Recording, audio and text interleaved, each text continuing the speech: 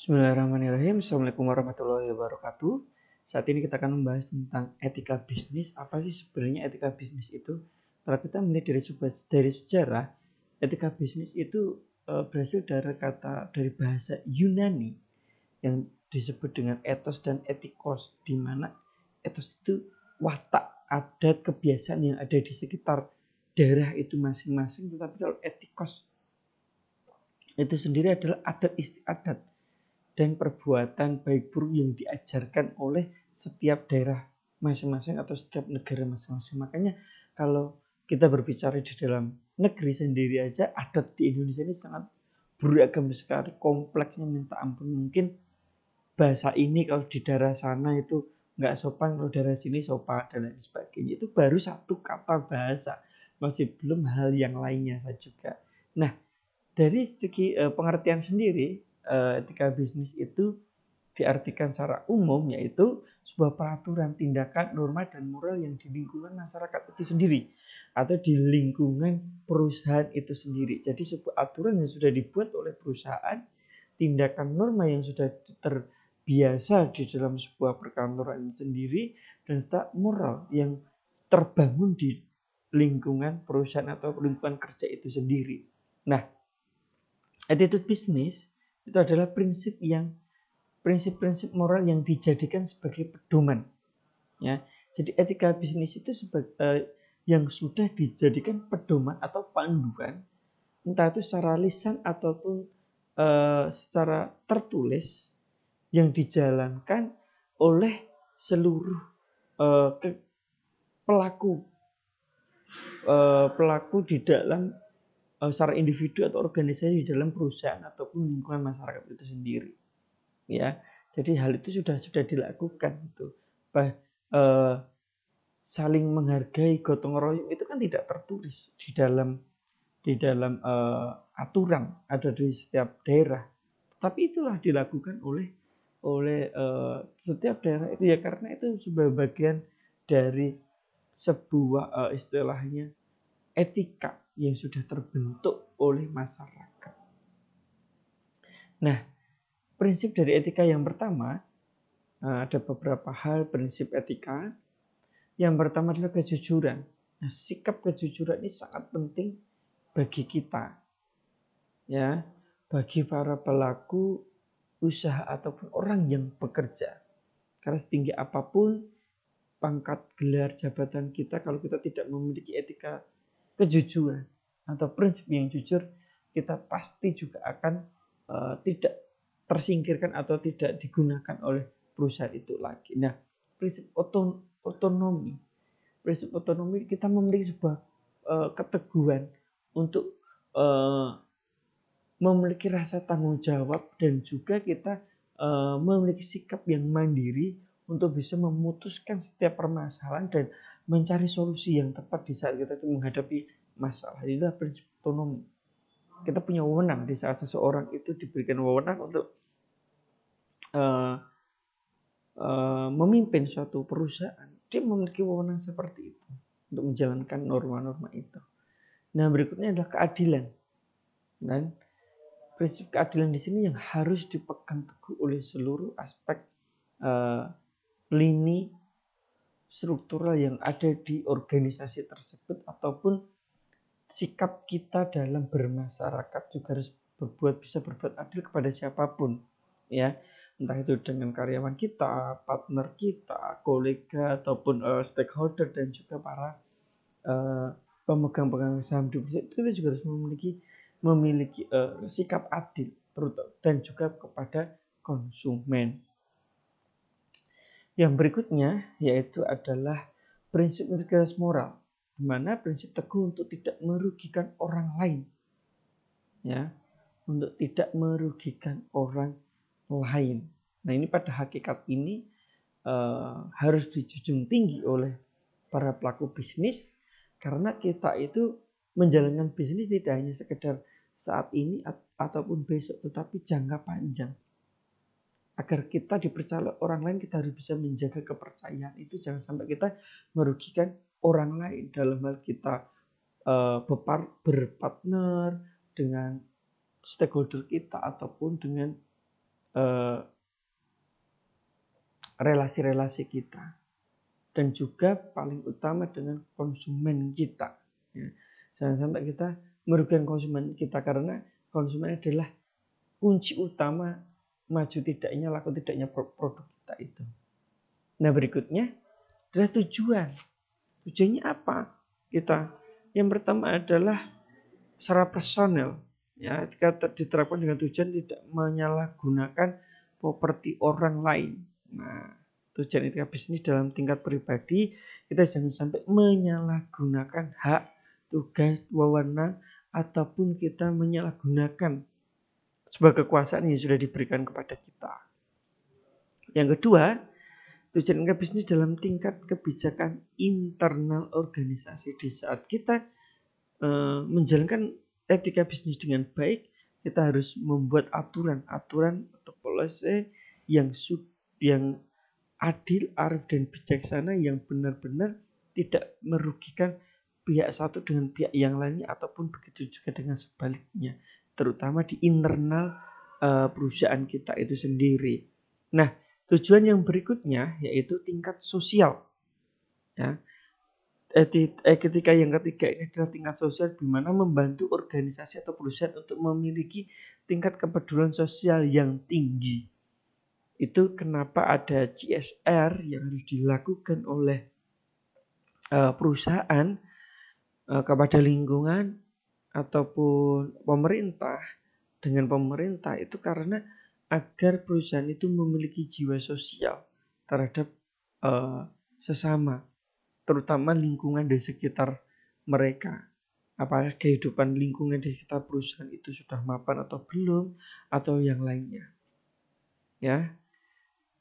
Yang berikutnya adalah tujuannya dalam tingkat pemangku kepentingan. Nah, ini ditunjukkan dalam menjaga sebuah hubungan antara pengelola perusahaan, pemilik, stakeholder, pemasok, pelanggan, dan para karyawan-karyawan yang ada di perusahaan itu. Jadi semuanya memiliki kepentingan. Seseorang punya kepentingan untuk bekerja di situ, seseorang punya kepentingan memiliki perusahaan itu, ya.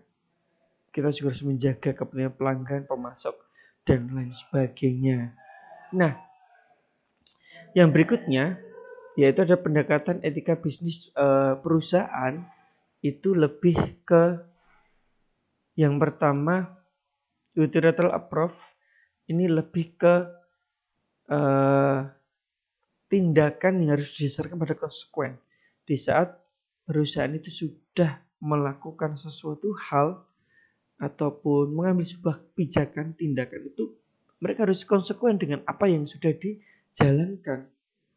Ya, aturan yang sudah dibuat harus sudah dijalankan, dan kita harus siap menanggung sebuah risiko. Yang berikutnya adalah individual rights approach, di mana pendekatan ini lebih ke menghargai dan menghormati setiap tindakan yang dilakukan oleh orang lain. Ya, kita attitude bisnis itu di saat kita melakukan sebuah kebebasan, kita harus berani menerima dan menghormati setiap apa yang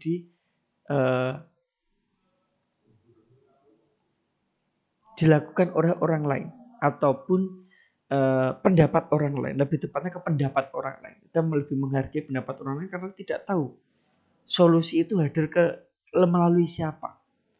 Kita memiliki sebuah permasalahan, bukan kita itu mencari kambing hitam atau menyalahkan orang lain, tapi kita lebih ke mencari sebuah solusi. Nah, kita tidak tahu solusi itu muncul dari siapa, entah itu dari pendapat karyawan, entah itu dari pendapat bawahan kita, kan kita nggak tahu. Jadi itu fungsi dari individual rights approach ini, kita agar menghargai pendapat orang lain atau tindakan orang lain yang berkaitan dengan perkembangan perubahan dari kemajuan untuk kemajuan perusahaan itu sendiri. Yang berikutnya adalah justice approach, di mana keputusan memiliki kedudukan yang sama serta tindakan adil dalam memberikan pelayanan kepada pelanggan maupun sebuah kelompok. Jadi di saat etika bisnis yang harus dijalankan oleh sebuah perusahaan, kita tidak bisa membedakan antara reseller satu dengan yang lainnya, pelanggan satu dengan yang lainnya, pelanggan yang membeli eceran atau yang membeli partai besar. Karena semuanya adalah membantu kita untuk istilahnya produk kita itu menjadi laku itu ya karena mereka itu. Kalau kita hanya mengandalkan reseller kita ataupun partai besar yang membeli produk kita tidak tahu bertahan sampai kapan partai besar kita dengan bisnisnya itu untuk menjual produk kita. Kalau dia tergiur dengan produk yang lain, kita tidak tahu. Nah, ya, makanya kita juga harus menjaga pelanggan itu dengan baik, yang entah itu eceran maupun yang kelompok atau partai besar. Nah, berikutnya manfaat di saat kita itu menjalankan etika bisnis yang baik di dalam sebuah organisasi. Yang pertama adalah perlindungan dan jaminan aset tetap terjaga. Kerjasama tim akan semakin kuat. Nah, dua hal ini adalah jika etika bisnis ini dijalankan dengan baik, rasa memiliki, melindungi, dan juga rasa kebersamaan itu akan timbul di dalam organisasi tersebut. Jadi di saat kita itu membuat sebuah aturan dan aturan itu memang ternyata humanis bagi semua orang dan itu bikin nyaman orang itu akan merasa memiliki, merasa menjaga apa yang ada di dalam perusahaan itu dan juga merasa punya tanggung jawab yang besar terhadap perusahaan itu, terhadap kemajuan perusahaan itu juga. Jadi itu bisa dikatakan loyalitas kita terhadap sebuah perusahaan. Dan itu akan membuat kita akan semakin teamworknya semakin kuat dan berjalan dengan baik tanpa ada pemikiran-pemikiran yang lain ataupun tanpa ada hal-hal yang membuat terpecah belahnya antara tim satu dengan tim yang lainnya. Itulah manfaat di saat kita menjalankan sebuah etika bisnis itu dengan baik. Yang berikutnya adalah tingkat produktivitas semakin meningkat dan citra manajemen perusahaan akan semakin terkenal di mata masyarakat. Jadi di saat kita sudah melakukan hal ini, pasti salah satu poin positifnya apa? Kita sudah kompak, teamworknya bagus, berarti tingkat produktivitas kita itu semakin meningkat. Berangkat kerja ke kantor, menjalankan tugas, menjalankan program itu sesuai dengan tupoksinya dengan baik. Ya, dijalankan dengan baik dan produktif dan hasilnya juga semakin baik. Itu loh. Dan itu nanti akan berpengaruh terhadap apa? Terhadap perusahaan itu. Ya, perusahaan itu akan bisa dikenal oleh lingkungan masyarakat. Oh, ini loh perusahaan ini sangat baik. Ini bisa maju karena apa? Karena teamworknya sangat bagus. Jadi bisa dikenalnya suatu brand itu bukan karena salah satu orang, tetapi karena semua lini yang di internalnya itu bisa berjalan dengan baik dan kompak. Nah, manfaat berikutnya adalah pengambilan dan penerapan keputusan menjadi lebih baik. Perusahaan akan lebih adaptif terhadap perubahan. Ya, kalau tahapan itu tadi sudah dijalankan dengan baik, mulai dari teamworknya bagus, terus effort kerjanya semakin meningkat, ini akan mempengaruhi semua kebijakan, ya kan? Kebijakan itu kan simple sekali. Ini kita perlu aturan ini dibuat, kita perlu ngerjain ini dibuat, semuanya akan berjalan dengan bagus, dengan baik karena sudah terstruktur. Organisasi di sistem kinerja di dalam organisasi itu sudah terstruktur dengan baik program-programnya, tidak rancu atau amburadul, itu nggak seperti itu, tapi lebih ke terstruktur dengan baik ya, mulai dari semua kebijakan sampai tupoksi kinerja. Dan juga dengan adanya hal tersebut akan membuat perusahaan itu akan lebih maju karena dia mampu menghadapi sebuah perubahan apapun. Karena perusahaan itu sudah bisa menerima pendapat siapapun. Karena perusahaan itu juga menghargai setiap pendapat orang lain dan semuanya bisa bekerja menjalankan semua itu dengan baik, tidak saling menyalahkan atau saling ini bukan tugas saya untuk tidak seperti itu. Nah, berikutnya contoh etika bisnisnya. Yang pertama yaitu mengingat nama individu, organisasi ataupun kelompok ataupun perusahaan. Yang berikutnya adalah membuat sikap teguh yang baik. Attitude kita dari individu kita ini, cara berbicaranya, cara komunikasi, cara menghargai orang lain, cara sikap kita ke orang lain, terus tanggung jawab kita di saat kita itu mengadakan sebuah agenda pertemuan dengan orang lain untuk menepati janjinya dengan tepat waktu itu seperti apa gitu ya. Jadi itu juga akan menjadi sebuah penilaian. Kalian diajak rapat jam 9, jam 9 lebih 10 baru datang. Itu kan berarti itu sebagai bentuk bahwa Anda itu tidak pernah menghargai waktu. Nah, berdiri saat berkenalan. Nah, terus pelanggaran hukum, pelanggaran transparansi dan lain sebagainya adalah sebagai contoh pelanggaran etika bisnis ya. Ada beberapa hal, ada 4 hal contoh dari pelanggaran etika bisnis, yaitu tentang pelanggaran hukum, transparansi, kejujuran, dan empati. Jadi di saat kita itu tidak mampu menjalankan sebuah etika atau budaya yang sudah dibangun dalam perusahaan itu, pasti akan ada 1-2 orang itu menjadi gulma di dalam sebuah organisasi itu. Yang awalnya sudah struktur dengan baik, etos kerjanya baik, disiplin, ada satu yang nggak disiplin yang selalu mempengaruhi yang lainnya. Nah, itu juga menjadi sebuah bentuk bahwa dia ini karakter orang yang tidak punya attitude. Orang yang pembisnis nggak seperti itu. Pasti paham. Orang pembisnis itu punya ritme terstruktur dalam bekerja. Tuh.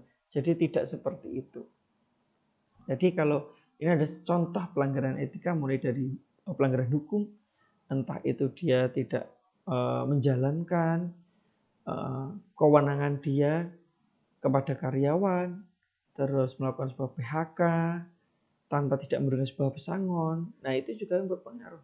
Nah, berikutnya adalah pelanggaran transparansi, tidak ada keterbukaan data dalam hal keuangan khususnya ataupun kinerja, terus kurangnya kejujuran dan empati sesama karyawan, entah itu atasan dengan bawahan, begitu juga dengan baliknya, bawahan dengan atasan ataupun dengan klien kita, konsumen kita gitu.